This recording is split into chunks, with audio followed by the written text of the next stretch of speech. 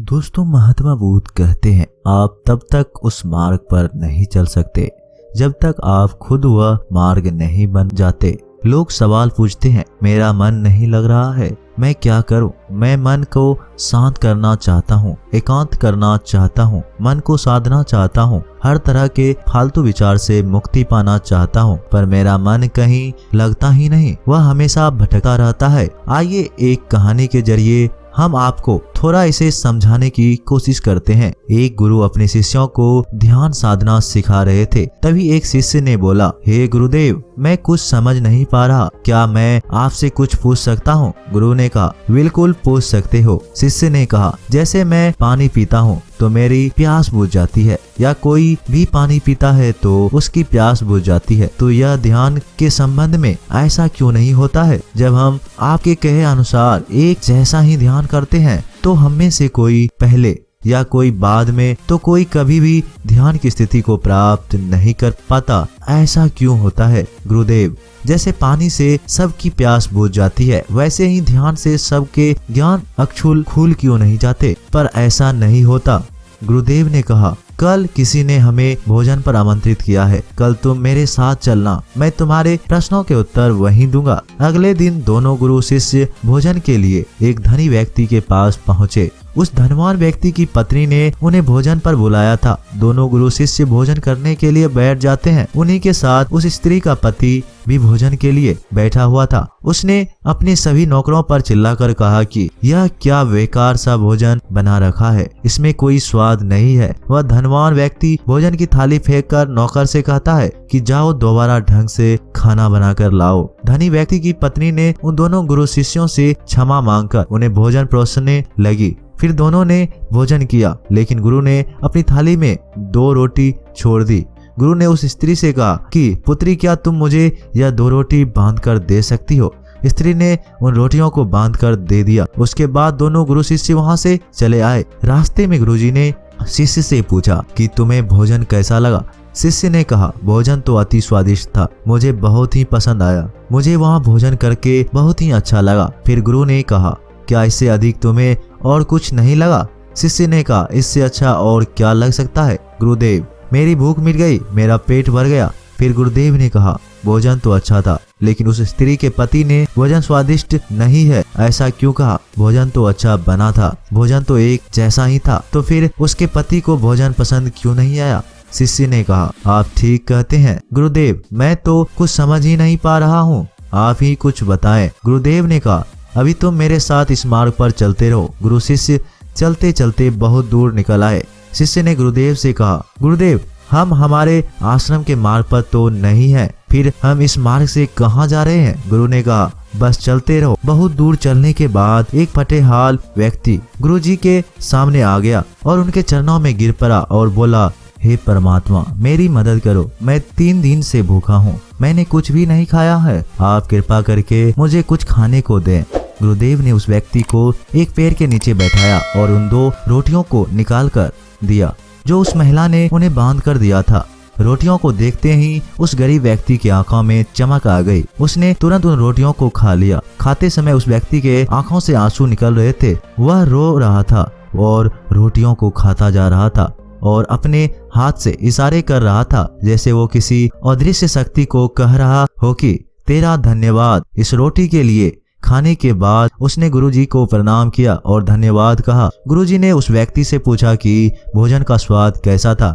उसने कहा, स्वाद तो कहीं था ही नहीं, उन रोटियों में केवल जीवन था। परमात्मा ये रोटियां नहीं थी गुरुदेव, यह साक्षात जीवन था। ये बातें कहकर वह व्यक्ति वहां से चला गया। गुरु ने शिष्य से कहा, देखो, भोजन वही था, एक व्यक्ति को उसमें स्वाद नहीं आता है, तुम्हें उसमें स्वाद आया, तुम्हें भोजन पसंद आया, लेकिन वही एक व्यक्ति को इस भोजन में स्वाद नहीं आता, बल्कि वह इसमें ईश्वर, परमेश्वर और जीवन को देख लेता है। इसी से पता चलता है कि व्यक्ति और भोजन की तृप्ति में भी अंतर है। पहले व्यक्ति की इसमें कोई तृप्ति नहीं थी, तुम्हें थोड़ी तृप्ति होती है और इस फटेहाल व्यक्ति को अंततः तृप्ति होती है। ऐसा ही ध्यान के संबंध में भी होता है। जिसको जितनी ज्यादा प्यास होती है वह उतनी ही जल्दी मार्ग बना लेता है। उस शिष्य की जिज्ञासा का समाधान हो चुका था, उसके प्रश्नों का उत्तर उसे मिल गया था, लेकिन प्रश्न का उत्तर अभी हमें नहीं मिला है। प्रश्न यह था कि हमारा मन क्यों नहीं लगता। दोस्तों, जो लग जाए वह मन नहीं है,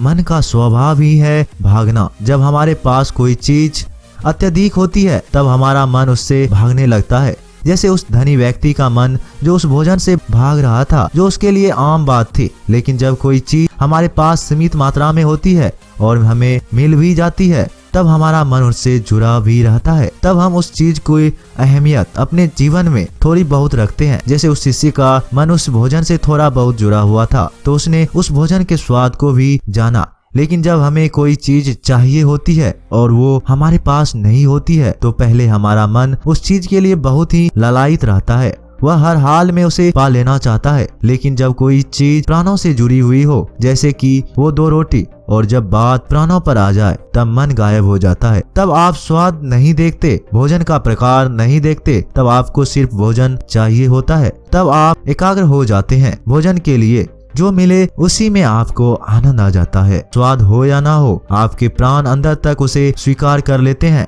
और यह तब होता है जब मन नहीं होता है, और यह तब होता है जब मन नहीं होता है। जीवन में हम हमारे मन को लगाने की बहुत कोशिश करते हैं। कुछ पढ़ाई में लगने की कोशिश करते हैं तो कुछ अपने कामों में लगाने की कोशिश करते हैं। लेकिन आपने देखा होगा कि मन कहीं नहीं लगता है, यह लग भी नहीं सकता, क्योंकि इसका काम किसी चीज में लगना है ही नहीं, बल्कि इसका काम बस इधर से उधर आपको भगाना है। एक चीज आपको जीवन में मिलती है, फिर आपका मन आपको दूसरी चीज पर ले जाती है। दूसरी चीज जब आपको मिल जाती है तो आपको तीसरी चीज पर ले जाता है। मन कभी भी संतुष्टि को नहीं जानता, वह केवल पाना चाहता है, पाने के बाद भूल जाना जानता है।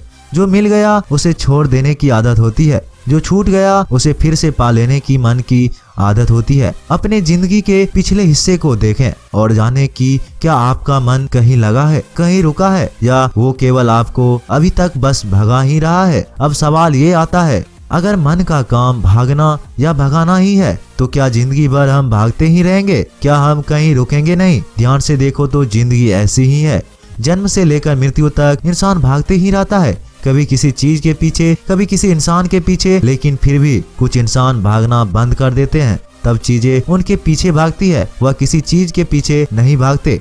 इसका सबसे बड़ा उदाहरण स्वयं गौतम बुद्ध है। हम आम लोग कैसे अपने जीवन में ठहराव ला सकते हैं, कैसे हम अपने जीवन में एकाग्रता ला सकते हैं, कैसे हम अपने जीवन में अपने मन को हमें नियंत्रित करने से रोक सकते हैं। और इसका एक ही रास्ता है, वो है ध्यान। ध्यान आपके जीवन को व्यवस्थित बनाता है, मन भगाता है, ध्यान ठहराव बुलाता है, मन लालच देता है, ध्यान लालच को देखने की शक्ति देता है। मन कहता है दूसरी चीज को पकड़ लो, ध्यान कहता है जो मिला है उसी में खुश रहो। जीवन में ध्यान एकाग्रता लाता है, लेकिन ध्यान को लेकर भी हम भ्रमित रहते हैं। ध्यान का मतलब आंखें बंद कर बैठ जाना ही समझते हैं। एक छोटी बच्ची बहुत ही अच्छी बांसुरी बजाती है, और जब वह बांसुरी बजाती है तो उसका मन उसके सुर में खो जाता है, उसके प्राण केवल उस बांसुरी के धुन में ही रम जाती है, और यही उसका ध्यान बन जाता है। लेकिन ऐसा इसलिए होता है क्योंकि इस लड़की को उस बांसुरी में रस आता है, आनंद आता है। यही उसकी प्रकृति है, वो वही कर रही है जो वो कर सकती है। एक अध्यापक है, जब वो अपने छात्रों को पढ़ाता है तो उसमें खो जाता है,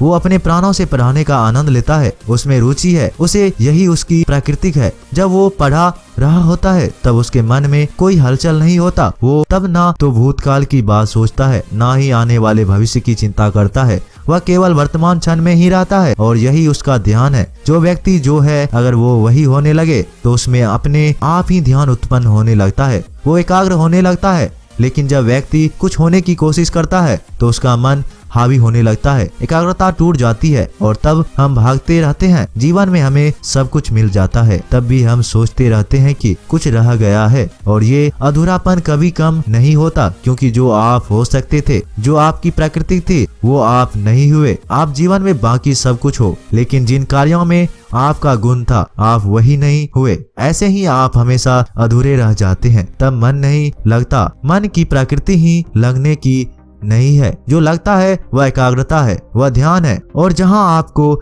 एकाग्रता मिल जाए समझ लेना वही आपके लिए बना है जिस पर चलकर आप संपूर्ण हो सकते हैं। दोस्तों, आपने इस कहानी से क्या सीखा हमें कमेंट करके जरूर बताइएगा। अगर कहानी अच्छी लगी हो तो वीडियो को एक लाइक और चैनल को सब्सक्राइब कर लीजिएगा। मिलते हैं अगले वीडियो में, तब तक के लिए धन्यवाद।